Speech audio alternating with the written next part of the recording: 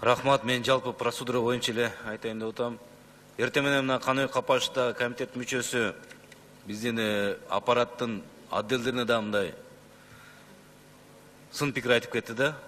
Мен ойлойм, бул жерде бул мыйзамды өкмөт сунуштаган да болгондо туурабы? Туура.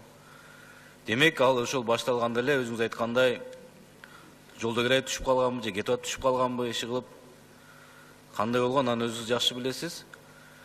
Мен сизге бир кеңешимде, Уран Төлөндөевич, сиз мүмкүн жакшы адис, жакшы юристсиз.